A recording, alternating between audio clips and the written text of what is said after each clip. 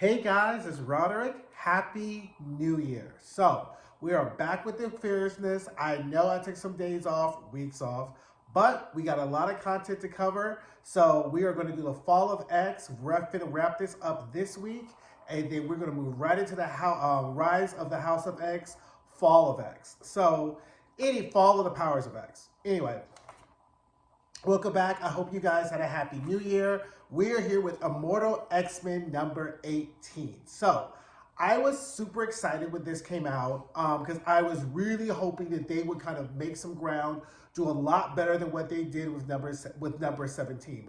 Was I like 10 stars, 5 stars, all the way pleased with the issue? No, but we got a lot of information. We get a really great setup for what's going to happen in the Rise of the House of X. And it was a great Jean Grey centric issue. There were a couple of things that were just kind of annoying, but these are the same things I had with issue number 17. I would rather it just be a Jean Grey only issue, but I also recognize that the Sinister and Xavier scenes really serve as exposition to kind of fill out a lot of the narrative and give us kind of like a lot more details without being so exposition heavy, right? So with that being said, let's get into it. We have a lot to cover. There are a lot of Easter eggs, a lot of explanations. I'm going to slow cook this really, really good for y'all because this is the last issue of Immortal X-Men, right? So they're going to do X-Men Forever coming out in March to kind of like wrap up all the loose ends, because there's huge loose ends, that Immortal X-Men ended, but this is it. Immortal X-Men, 18 issues. This is the last one. I think it's a great way to end the issue, even if it wasn't everything I wanted it to be. I have been really happy with the Immortal X-Men run, for the most part. So, okay, so let's get into it, right? So, first, now, Exodus is still fighting off, the Krakoan thank yous, right? So, Exodus and Hope, they're fighting off the Krakoan thank yous. And then Mother Righteous kind of explains that her thank you power comes from when someone says thank you, she can use that to really, at the end of the day, kind of invert that and subvert the will, right? So she says the thank you creates a magical power that makes them think that they can't do without Mother Righteous, right? And she can either suck the person in or invert it, or either make a person feel a certain way, right? So with Krakoa, if you go back to X-Men Red, when Mother Righteous helped Krakoa, and Storm said thank you, and all the X-Men said thank you, Mother Righteous, it created a set of thank yous, right? Now, those set of thank yous are very important for what's going to happen later on, but that's kind of where she gets her magical powers, and that when she inverts the word thank you, something happens, or she just says a regular thank you, right?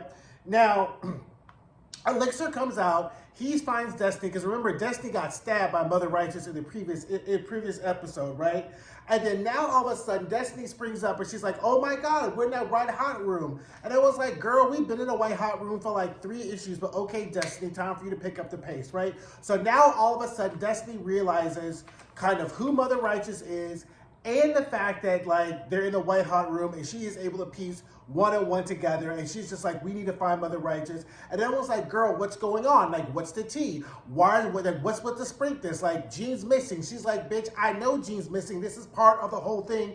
We gotta find Mother Righteous, right? So so let's get to the first of many gags that Mother Righteous gives us. So what we find out is that Mother Righteous, of course, is a Sinister clone. One of the 4 clones of Nathaniel Essex. She is not a mutant. So what she did was she created a homonucleus that can pass through the gates as a mutant. And what she did is that she took her thank you power from the mutants when they all thanked her back in X-Men Red. And then when they had them go through the gates, she tampered with the gates from Orcus and made them all want to go to some place that is safe, some place that they all feel that they're connected to. And we later find out that the white hot room is connected to mutantdom. So she made the gates go to the white hot rooms when Xavier, doing the Hellfire Gala, sends everybody through the gates, and then he's like, I can't sense them no more, right? Because they were really in the white hot room, right? Which is all part of her plan, which we'll get to later when she kind of spells out what her plan was. But we also find out that the real Mother Righteous is really on Earth using her clay homonucleus as a puppet, right? So we get that in thing. Now, Sinister and Xavier arrive on Muir Island. So Xavier's like, why did you pick Muir Island? And Sinister explains that it's the most active place that Moira has been and acts as a multi-dimensional pivot for the Moira clones. Because if you recall, in Sins of Sinister, the whole point was Sinister had made multiple Moira clones, was kind of using them as resets in order to achieve Dominion status. Sinister fails to achieve Dominion status, and then the X-Men with Storm stop him, and then we get the timeline that we're in, plus Rasputin, but Sinister kind of doesn't really remember everything that is going on, so that's why they're at actually his laboratory on Muir Island, because they need to collect all the information from all the previous Sinister clones, Stasis, Orbis, Sinister, and Mother Righteous, to figure out how or when this Dominion is going to happen, right? Now, back in the White Hot Room, Mother Righteous explains that she really wants the easiest way to be a Dominion, right? She says that Sinister's method of becoming Dominion was too long and complicated. All this breeding, all trying to find the perfect mutant, when she says mutants are really the cheat code, right? She goes, mutants are the closest thing to magic because an advanced mutation is certainly indistinguishable from magic, right? So she says that therefore using mutants as the cheat code to achieve Dominion is a far easiest way to do it, right?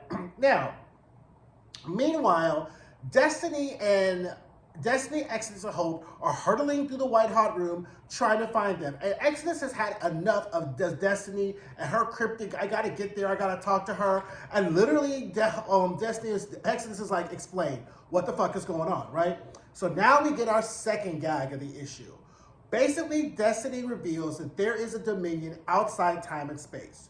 She doesn't know whether or not the Dominion can see them in the White Hot Room, but she knows that she can't really speak about it or speak of it or act directly against it, right? Which kind of goes into our other later on when Sinister and Xavier are talking about what exactly can the Dominion do. It's waiting for causality. It's waiting for the next chain of events that are going to bring him into existence, right?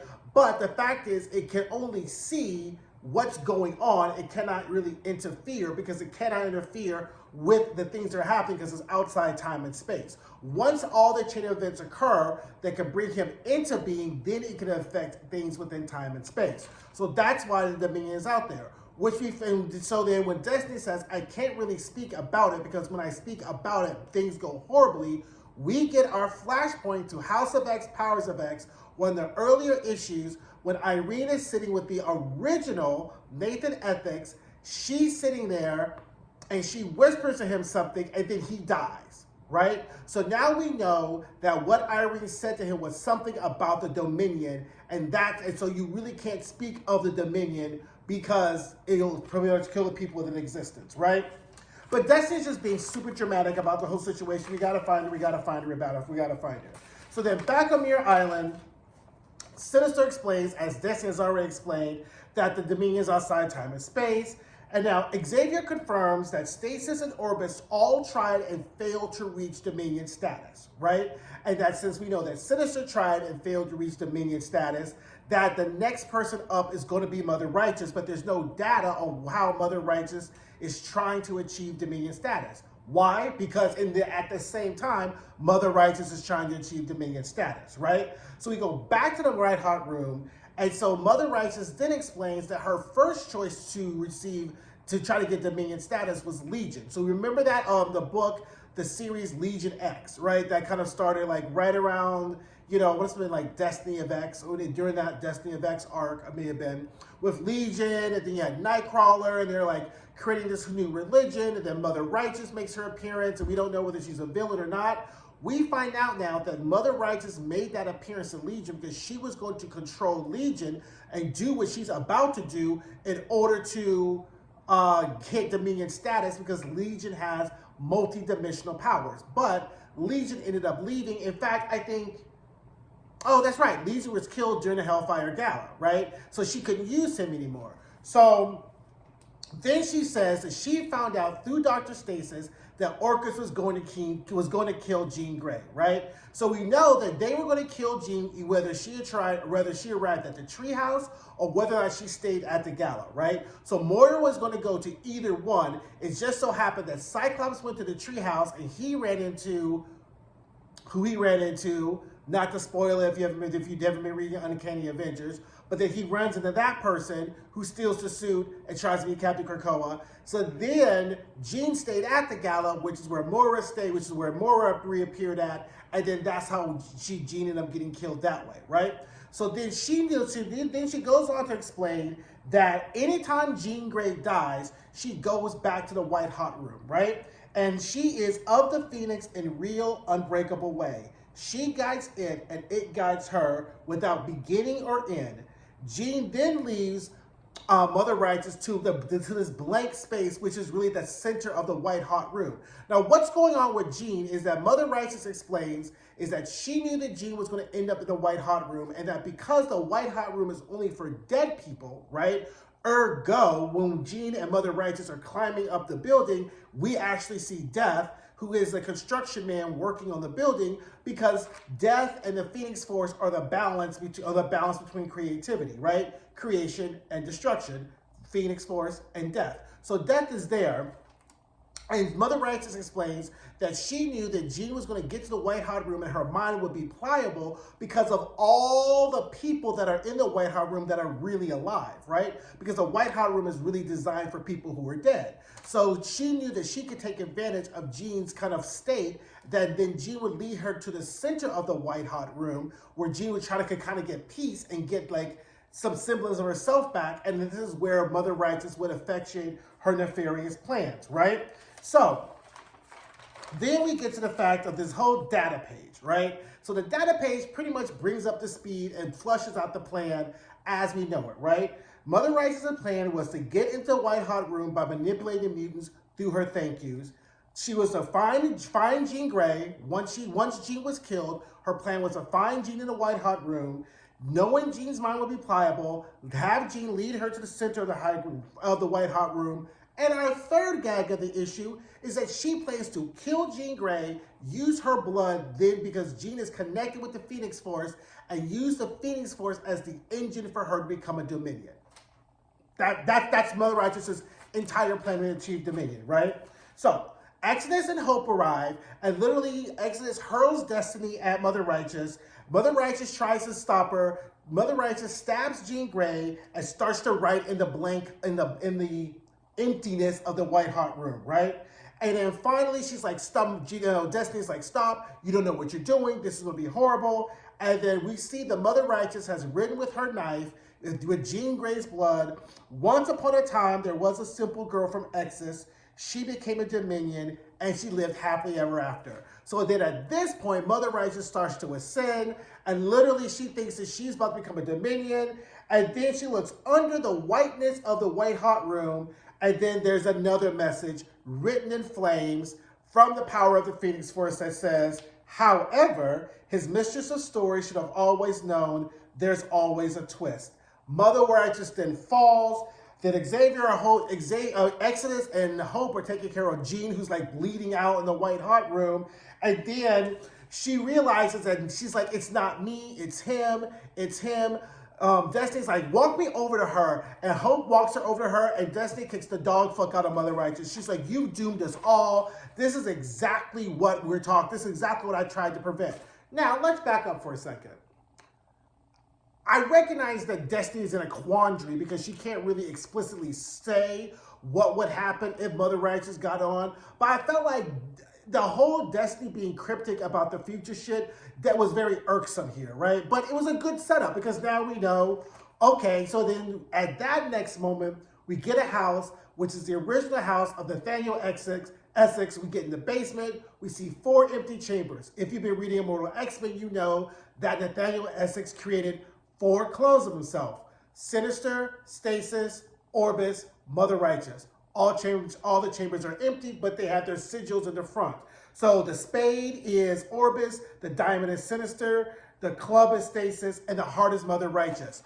All 3 are lit finally the heart comes on, and we find out that what Nathaniel Essex did was create four clones of himself to go around the world in creation and get as much information about how to become a Dominion, right? But the problem was, it was not for any of them to achieve Dominion status. It was because they all were feeding information into the main database or the main AI so that he himself would become a Dominion himself. So once a person tried to achieve Dominion status, the failsafe kicked in, Sins of Sinister, Orbis with the Imcron Crystal, Mother Righteous with the Phoenix Force. It shuts down, and none of them actually were ever going to achieve Dominion status.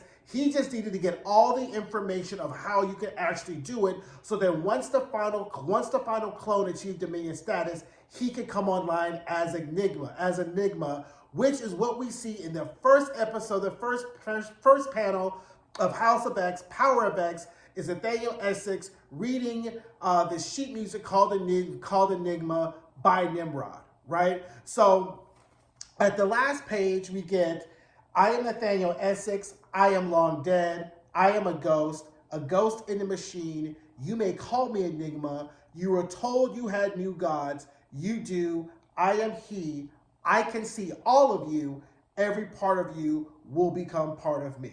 So that is how it ends. So now we know that the Dominion has come online, right? And now it can move into time, into space, and is no longer in time and space. But the good news is, right, is that all of the 250,000 mutants plus Jean Grey and Mother Righteous are in the white hot room that is outside time and space, right? So the only people who are really at threat or in danger are the people who are in time and space, because the Dominion can't, at this point, cannot enter the white hot room to get all the mutants that are there, right? So that kind of sets up X-Men Forever and really how Jean, the Phoenix Force, are all going to end up trying to fight the Dominion outside time and space, while Xavier, Sinister, and everybody else on Earth are going to try to fight the Dominion inside time and space. So it kind of sets up a parallel of kind of a dual level attack, right? So that was Immortal X-Men 18. That was a lot. That was intense. Like I said, it was a great issue. Not exactly what I was expecting. Can't say it wasn't what I wanted. Anytime we see Jean Grey going through it, I'm always going to be up for it. But I thought it was good. And like I said, it sets up X-Men Forever, the rise of the House of X. So I have no complaints about it.